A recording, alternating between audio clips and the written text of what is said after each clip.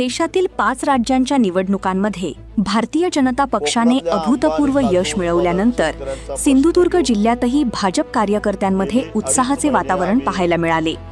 कुडाळ शहरातील भाजप कार्यालयाबाहेर कार्यकर्त्यांनी फटाके लावून आणि एकमेकांना पेढे भरवून आनंदोत्सव साजरा केला।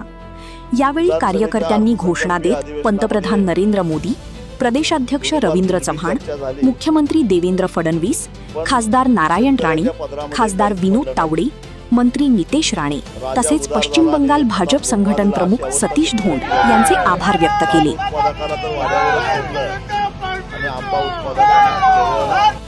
हेक्टरी 22,000 रुपये एवढीच मदत जाहीर केली, म्हणजे कलमाला 220 रुपये। ही चेष्टा आहे शेतकऱ्यांची। वास्तविक पाहता 50 वर्षामध्ये पहिल्यांदा कोकणातला शेतकरी सरकारकडे काहीतरी मागतोय।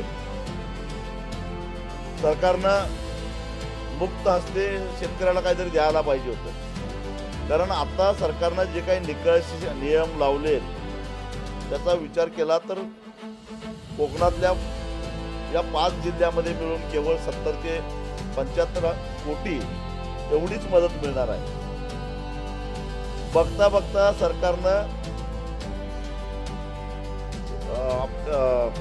नाशिकच्या कुंभमेळ्यासाठी 15,000 कोटीवरनं 25,000 कोटी तरतूद केली आणि 25,000 35,000 कोटीपर्यंत नेली, म्हणजे जाता जाता 20,000 कोटी रुपये कुंभमेळ्यासाठी सरकार तरतूद करतं।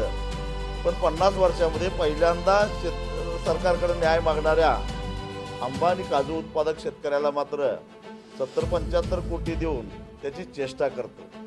ही संतापजनक घटना आहे। हे कोकणातल्या सर्वपक्षीय लोकप्रतिनिधींचं सुद्धा मोठं अपयश आहे आणि त्यामुळं आम्ही येत्या 15 मेला गिरगाव चौपाटी ते मुख्यमंत्र्यांचं वर्षा बंगला हा मोर्चा आयोजित केला आहे कोकणवासियांचा। मुंबई स्थित कोकणवासी असतील किंवा सिंधुदुर्ग, रत्नागिरी, रायगड, ठाणे, पालघर या जिल्ह्यातले आंबा आणि काजू उत्पादक शेतकरी असतील, त्या साऱ्यांना घेऊन आम्ही वर्षावर धडकणार आहोत आणि मुख्यमंत्र्यांना जाब विचारणार आहोत।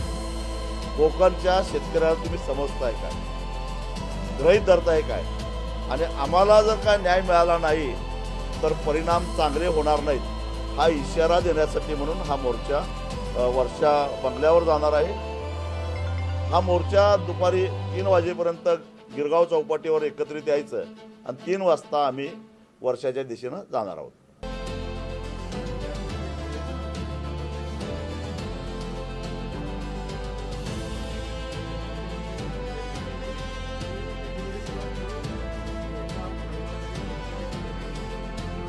₹220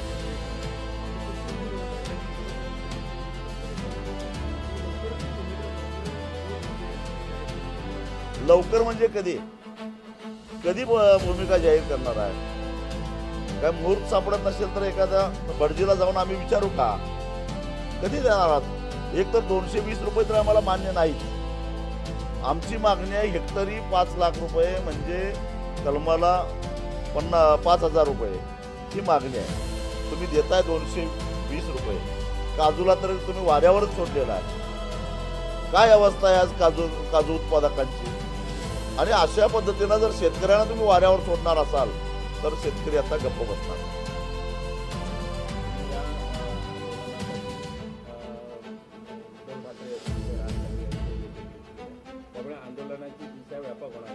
हो, निश्चितच व्यापक होणार आहे, कारण केवळ राजकीय पक्षांनीच नव्हे तर अनेक सामाजिक संघटनांनी सुद्धा या आंदोलनाला पाठिंबा दिलेला आहे।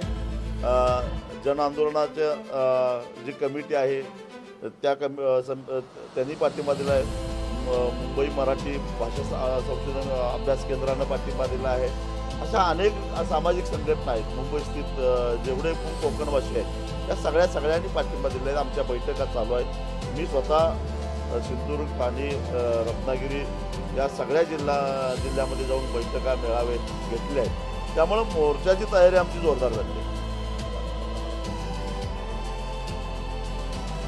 मोर्चाला किती लोक येणार आहेत हे मी आज सांगत नाही, पण सरकारला श्वास बसेल असा मोर्चा होणार एवढं नक्की सांगतो।